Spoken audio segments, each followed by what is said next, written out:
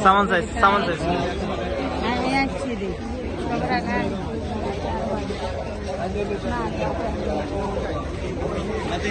video করি ওকে ওকে অবশ্যই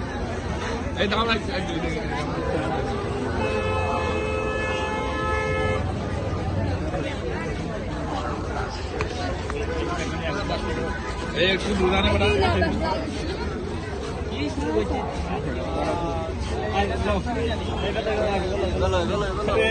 আচ্ছা ভিডিও না ছবি ভিডিও